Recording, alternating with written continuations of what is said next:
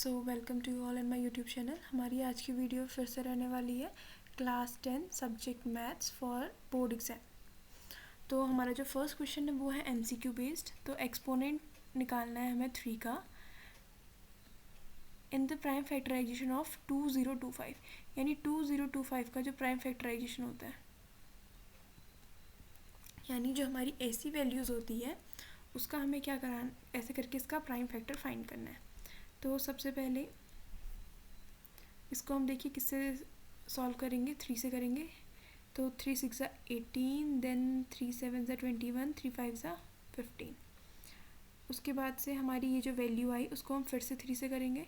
तो कितनी है, 3 2 6, 3 2 6, 3 5 15, देन 5 + 2 + 9, फिर 3 से जाएगा, 3 7 21 एंड 3 5 15। अब ये मेरी जो क्वांटिटी है वो 3 से सॉल्व नहीं होगी, तो 5 से करेंगे। 5 1 5, तो 5 से कितने बार हो जाएगा, देखिए 2 बार।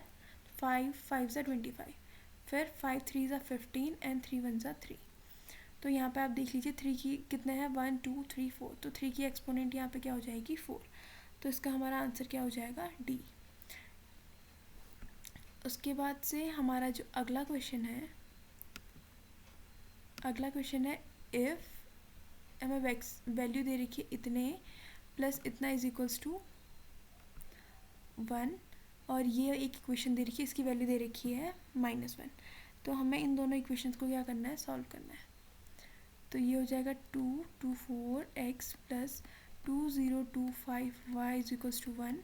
ये हो जाएगा 2025x plus 2024y is equals to क्या हो जाएगी, -1। इन दोनों इक्वेशंस को सॉल्व करने पे जो हमारी x एंड y की वैल्यू आएगी वो क्या आएगी, -1, और y भी आएगा -1। तो हमारी जो क्वांटिटी है वो क्या हो जाएगी, यहाँ पे को देखिए,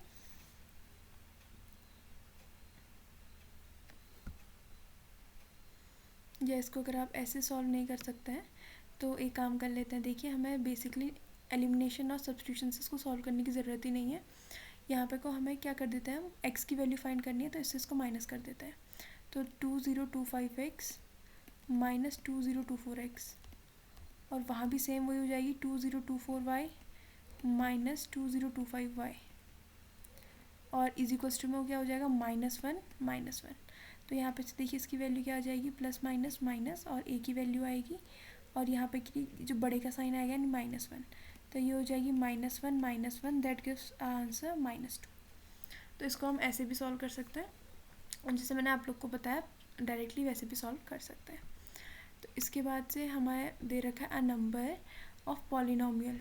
एक हमें बताना है कि उसमें कितने नंबर्स का वो पॉलिनोमियल होगा जिसका जो having -2 and 5 as its zeros, जो उसके ज़ीरो होंगे वो क्या हो जाएंगे।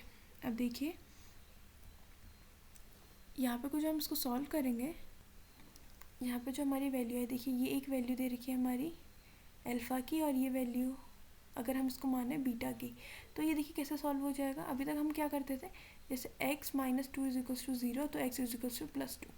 ये -2 है तो इसकी एक वैल्यू मैं कह सकती हूँ x + 2 होगी। ऐसे ही यहाँ प्लस में है तो इसकी एक वैल्यू क्या होगी, -1 होगी, और इसको k मान लीजिए। तो इसको सॉल्व कर लीजिए, कितना हो जाएगा, देखिए x² - 5x + 2x -5 2 10।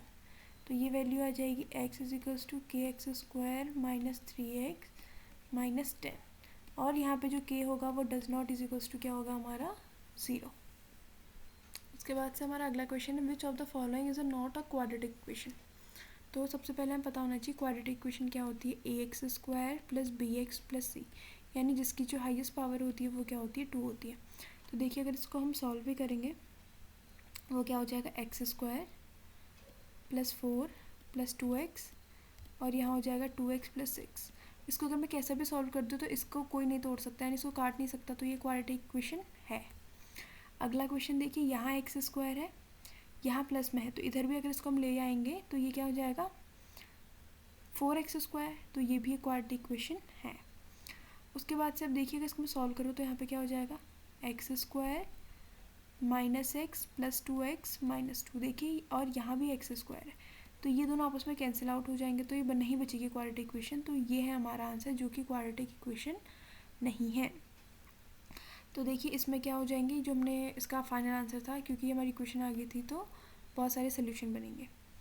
उसके बाद से अगला क्वेश्चन है find the value of x. X की वैल्यू फाइंड करनी है जिसके 3 कॉन्जिक्यूटिव नंबर्स हमें दे रखे हैं।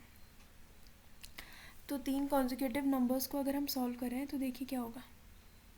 पहला नंबर दे रखा है 2x।